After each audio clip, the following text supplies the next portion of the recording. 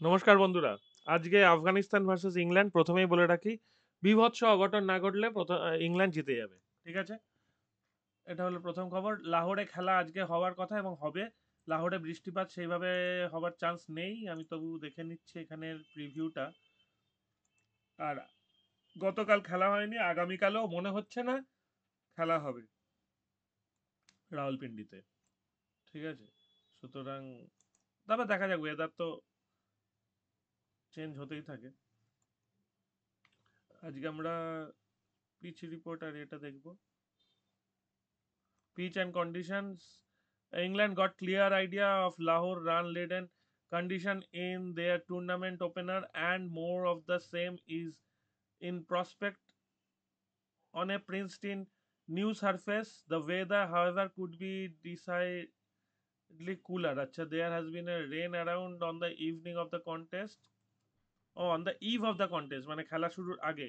And while it is not expected to be a factor during the match, the cloud cover could remain in situation possible boon for England's pace dominant attack. মানে যদি যদি বৃষ্টি খেলা শুরুতে হয়, খেলার আগে হয়, তাহলে কি হবে, পিচটা ঢাকা থাকবে এবং ইংল্যান্ডের যে পেস ডমিনেন্ট অ্যাটাক আছে, যদি ওদের ব্যাট দিতে পারে আফগানিস্তানকে, তাহলে আফগানিস্তানকে ধরাশায়ী করতে খুব একটা সমস্যা হবে না। প্রথম 10 ওভারের মধ্যেই আফগানিস্তানকে শুইয়ে দেবে। কিন্তু অপোজিটটা যদি হয়, আফগানিস্তানের কিন্তু পেস বোলার বলতে ফাজাল্লাক ফারুকি আর ওমারজাই গুলবাদিন নায়েব, ব্যাস। সুতরাং আফগানিস্তান বেসিক্যালি স্পিন নির্ভর টিম এবং স্পিনিং ট্র্যাকে আফগানিস্তান দুর্দান্ত খেলে। ইংল্যান্ডের সঙ্গে একতরফাই ম্যাচ হবে, কিছু করতে পারবে না আফগানিস্তান। যদি ইংল্যান্ড প্রথমে ব্যাট করে তাহলে ভালো হবে, খেলাটা একটু জমবে। আর যদি আফগানিস্তান প্রথমে ব্যাট করে, আফগানিস্তান 140-এ অল আউট হয়ে যেতে পারে, অসম্ভব কিছু না।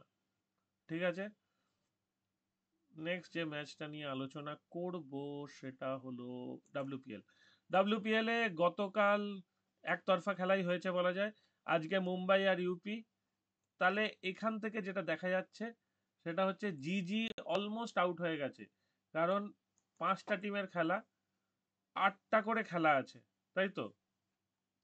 5টা টিমের খেলা, এক একজন অপোনেন্টের সঙ্গে 2টো করে খেলবে, তাহলে 8টা ম্যাচ। 8টা ম্যাচের মধ্যে ফার্স্ট হাফ হয়ে গেছে, সেকেন্ড হাফের খেলা বিসির একটা হয়ে গেছে। সুতরাং এই 4জনের মধ্যে একজন হয়তো তলায় নামবে, জিজি হয়তো উঠবে, বা জিজি শেষের দিকে একটু চাপ দিতে পারে, সেটা দেখা যাক। আজকে মুম্বাই আর ইউপি, তবে মুম্বাই আজকে জিতবে বলেই মনে হচ্ছে। ইউপি আগের দুদিন খুব ভালো জিতেছে, ইউপি তলায় ছিল। ইউপি আজকে জিতলে হ্যাটট্রিক হয়ে যাবে। কিন্তু মুম্বাইয়ের টিম অনেকটা ভালো, অনেকটা ভালো। আর ইউপির এই প্লেয়ারটা অনেক ভালো পারফর্ম করছে। এক্লেস্টন তো ভালো বল করেই, গ্রেস হ্যারিস ছন্দে নেই, দীপ্তি শর্মাও সেইভাবে ছন্দে নেই। তালিয়া ম্যাগরা থেকে আমরা যেটা এক্সপেক্ট করি সেটা পাচ্ছি না। হয়তো আজকে চামারি আটাপাটুকে দেখবো। চামারি আটাপাটু থাকলে যেটা সুবিধা, ব্যাট বল দুটোই করতে পারেন উনি। তবে ওনার অনেকটা এক্সপিরিয়েন্স এবং বয়সের দিকেও বেশ খানিকটা হয়ে গেছে।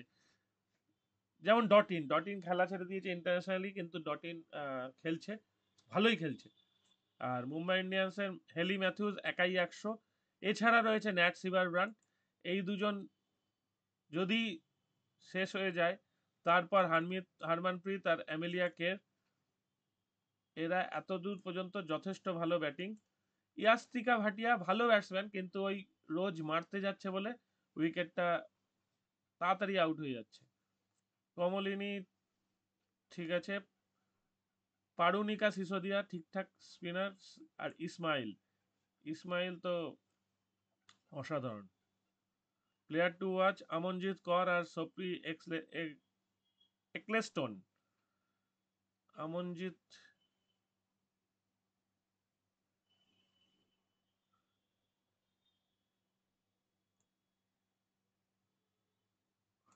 Amanjot Kaur. Chinnaswamy when MI faced RCB. After finishing 3 for 22 in 3 overs with ball which included the wicket of Ellis Perry and Richagos, Amonjit scored crucial 34. তার মানে আমনজিৎ আর একলেস্টন আজকের ড্রিম ইলেভেনের দুজন ইম্পর্টেন্ট প্লেয়ার। তো আপনারা কিন্তু বললেন না কারা কারা ড্রিম ইলেভেনে খেলছেন, বা ড্রিম ইলেভেন নয়, বেসিক্যালি ওই ফ্যান্টাসি অ্যাপে। আমিও ইন্টারেস্টেড ফ্যান্টাসি অ্যাপে খেলার জন্য। তো যদি কেউ খেলেন আমাকে জানালে তাহলে আমার ভাল লাগবে, তাহলে আমিও শুরু করব। এখনো ঠিক বুঝে উঠতে পারিনি যে 11 জনের প্লেয়ারের টিম নিয়ে খেলে খুব একটা প্রফিটেবিলিটি আছে কিনা। থাকলে করব, না থাকলে সময় নষ্ট করে লাভ নেই, ঠিক কিনা। এটা হয়ে গেল খেলা যেটা আমার মনে হচ্ছে মুম্বাই জিততে পারে। নেক্সট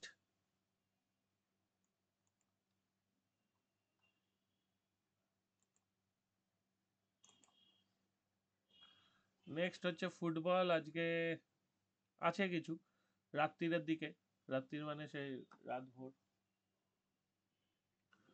এই যে ফুটবল হচ্ছে Premier League, Brentford Everton, Man U Ipswich Town. তাহলে আমরা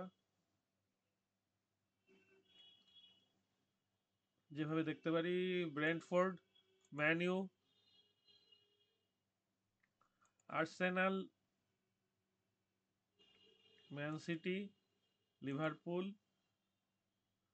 পোকালের ম্যাচ আছে, পোকালে হ্যাঁ লিপজিগ উজবার্গের সঙ্গে হারবে না, অন্তত 90 মিনিটে হারবে না। আর রিয়াল মাদ্রিদ সোসিডাডের কাছে হারবে না। কোপা ইটালিয়া জুভেন্তাস এমপোলির সঙ্গে হারবে না। কাপ দে ফ্রান্স স্টেড বিস্ট্রয়েজ আর পিএসজি।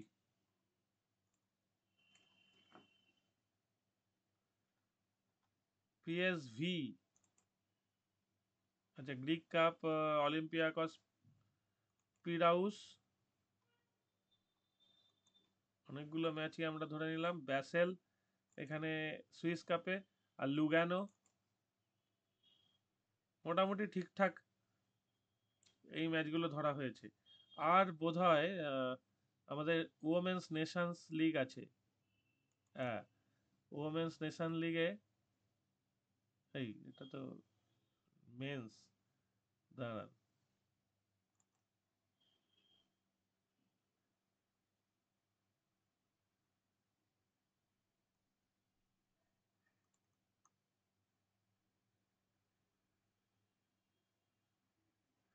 ওমেন্স নেশন লিগ আমি দেখেছি,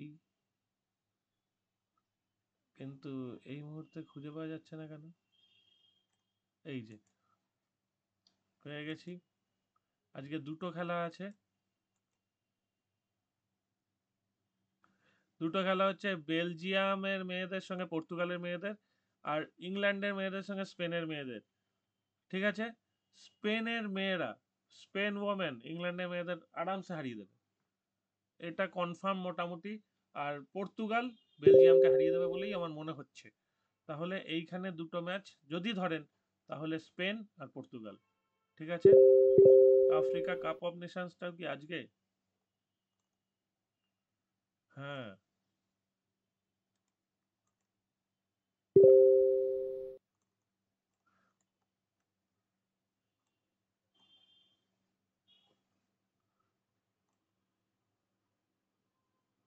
ফ্রেন্ডলি দরকার নেই।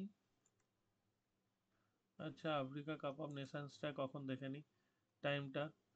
5:30। দেখুন উগান্ডা 1.4 আর ইথিওপিয়া 7.7। এইগুলো তো ডাইরেক্ট ধরার ইচ্ছা করে।